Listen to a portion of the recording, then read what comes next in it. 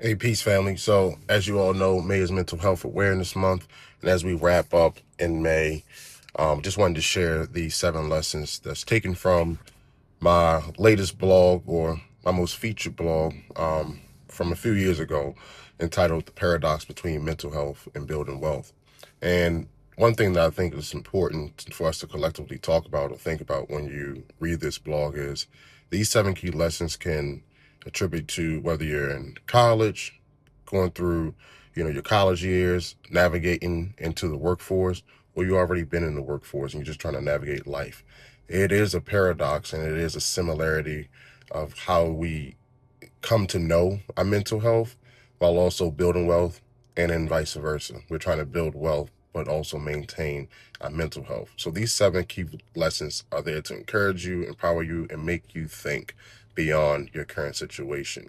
Real quick, I'll touch on a few of these. Seek guidance and embrace learning. This was one of the ones that kind of stood out to me initially because I had to really take a step back and admit I did not know. And navigating into, from a kinesiology major to sociology major, it was a huge range of things that I needed to learn and quite frankly embrace. And it took some people, some mentors to help me establish that within myself. And they saw something within me that I necessarily did not see within myself. Distinguishing your identity from your profession. I always tell people sometimes what you do is not who you are and it may not align. So sometimes we have to do the tough thing because we want to do what we want to do. And your job is what you get paid to do, but your work is what you were put here on this earth to do, and never forgetting that and seeking out those opportunities for you to continue to learn and expand that vision for yourself. Actively engage. Number 3, actively engage with your life. That's basically saying get off the sidelines and get into the game, right? We are not life is not a spectator sport.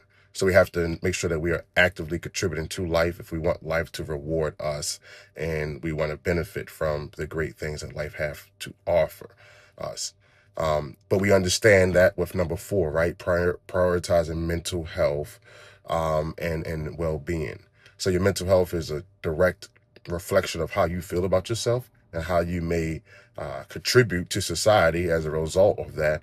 And if it's not in a place of understanding or security, you can definitely feel the impacts in all areas of your life. So whether it's protecting your peace, setting up those boundaries, or just getting more into your own emotional intelligence to be that much more stable for you, your family, and those around you is so important. And that's the key of this whole conversation. Discovering your identity is so important, but you can't have your identity without your source of inspiration. And that's where I talk about my motivation, right? People that know me know that I love motivation, but more so that helps me keep myself in check because it's the consistency that you need to develop more than the motivation. Because when the motivation is not there, I still need to be disciplined to continue to persist. And that's something I remind myself every day. I'm talking to myself here, right? But hopefully it encourages someone else along the way. When I think about embracing, number 6, embracing laughter and sharing joy, this is something that, we do naturally, but it's something that we need to do a lot more.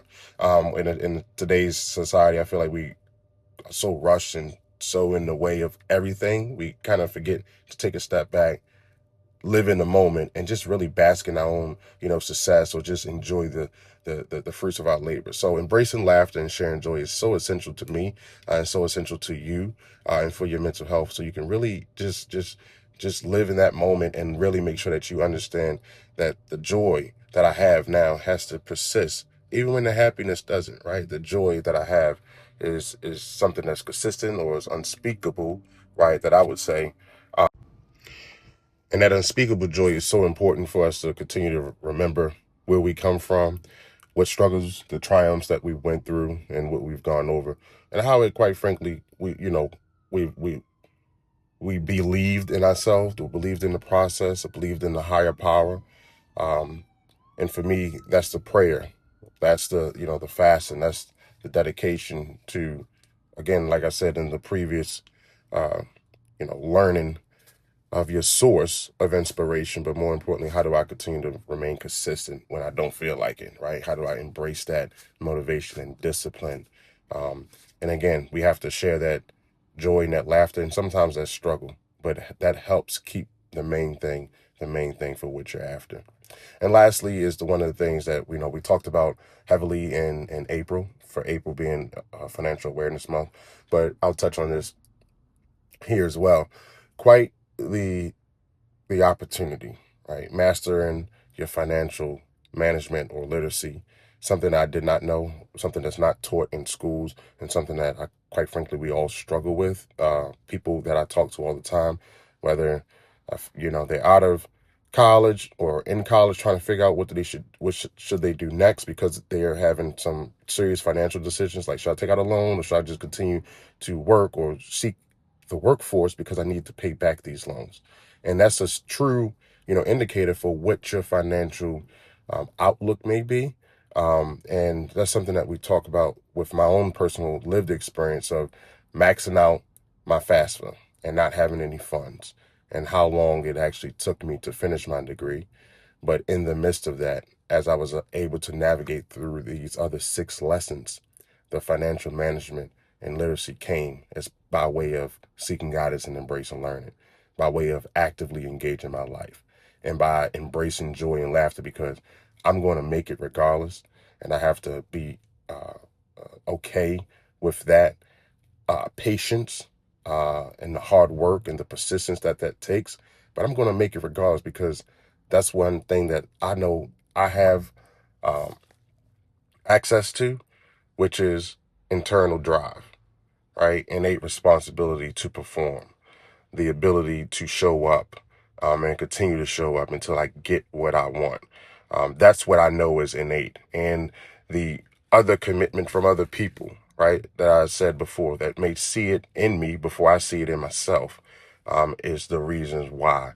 And the most important thing is my trust in Christ, right? My belief that God has set a plan for our life, and he will master that plan through us as we stay steadfast in our commitment to him and our prayers to him and our dedication into the work that we have set forth. It's not going to happen by osmosis. And I understood that.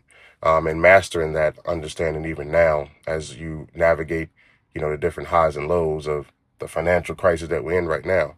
How do I continue to maintain that financial mastery and continue to master that for the next generation, for my kids, for those who I care about? And that's what this is really about. The 7 key lessons, the paradox between mental health and building wealth, and those insights from my 20s and how I navigated my 20s and even navigate my 30s now, pulling on these same lessons. The lessons didn't stop. It's just a continuation of my evolution. So share it with someone that you care about.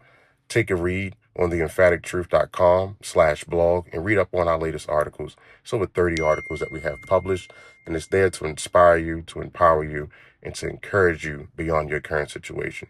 Peace and love.